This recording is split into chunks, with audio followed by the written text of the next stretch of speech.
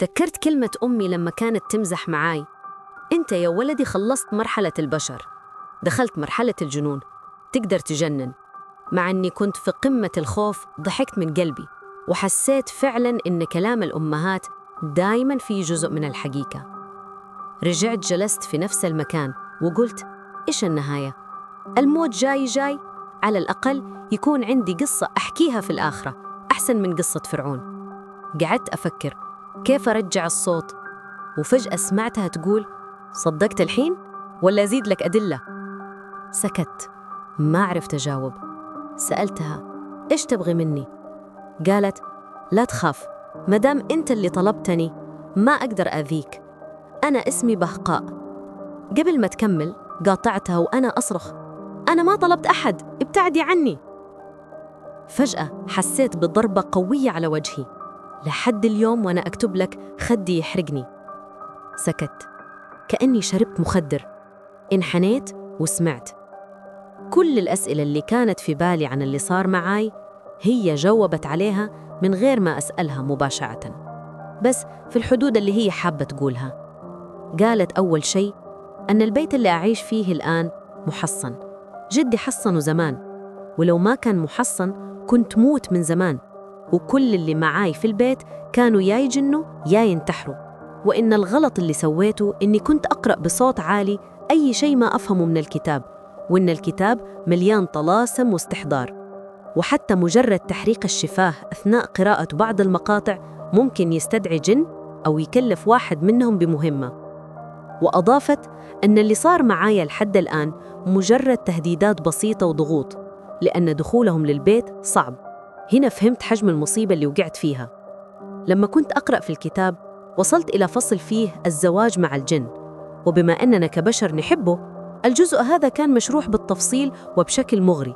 جلست أقرأ وأعيد بصوت عالي، مرة بصوت خافت، أحفظ التعليمات لين فهمت كل شيء.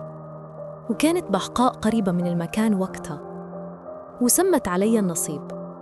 وبما إن عندهم الزواج من إنسان شيء مرغوب، وزي ما إحنا نقول تزوجت سويدية، هي ما ضيعت الفرصة ودخلت حياتي بسهولة لأنها مسلمة.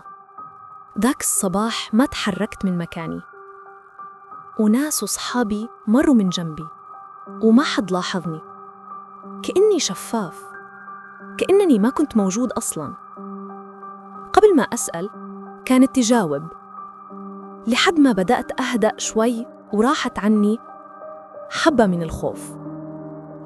قلت لها أبغى أشوفك، رفضت وقالت: الجن يقدروا يتشكلوا ب40 صورة، وأنا لسه صغيرة وراح أحتاج هذه القدرة في المستقبل، فما راح أستهلكها الآن، بس لما نتقرب من بعض أكتر راح تشوفني. سألتها عن عمرها، قالت: عمري 240 سنة، وصدمتني. قالت إنها من قبيلة معروفة بالجمال، شكلهم قريب من شكل البشر، بس آذانهم أطول شوي. بدأت أرتاح لها شوي وسألتها: تقدري تساعديني وأطلب منك أي شيء؟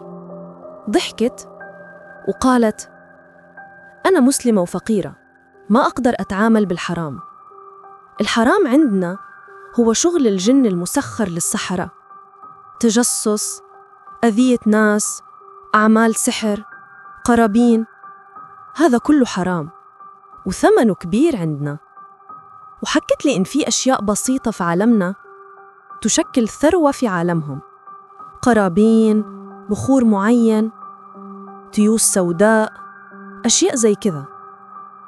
سألتها أسئلة كتيرة، بس أغلبها ما جاوبت، خصوصاً عن الغيب، متى أموت، إيش راح أشتغل. وقالت: الغيب لله وحده. آخر سؤال كان: هل الجن يعيشوا بس في المغرب؟ قالت: أنتوا يا بني آدم ما شاء الله فضوليين. الجن كانوا تحت حكم سيدنا سليمان، وكانوا كلهم تقريباً عرب، والمغرب كان أبعد نقطة في حكمه. جبال الأطلس عندكم كانت أكبر سجن لهم، وسيدنا سليمان ما كان يقدر يقتلهم لأنهم مخلوقات من نور، فكان ينفيهم لتلك المنطقة. بعد موته كتير منهم استوطنوا المغرب وتبعهم أقاربهم، وبعد فترة صار المغرب من أكثر الأماكن اللي فيها جن، بس هم موجودين في كل العالم، وكل منطقة تسميهم على حسب ثقافتها: أشباح، مخلوقات فضائية، أرواح. قبل ما أروح قالت لي: أنا شفت اللي سويت البارح، عشان كده اضطريت أكلمك. اللي عملته في الكتاب استدعيت بيه أحد أقوى المردة، وعقدت معه اتفاق يلبي لك طلبات معينة وتلبي له طلبات معينة. قالت: رح يجيك في صورة قط أسود ويطلب منك تبين له رغبتك، وهذا لن يراه إلا أنت، بس رح يطلب منك نجاسة كبيرة. سألتها: كيف يعني نجاسة؟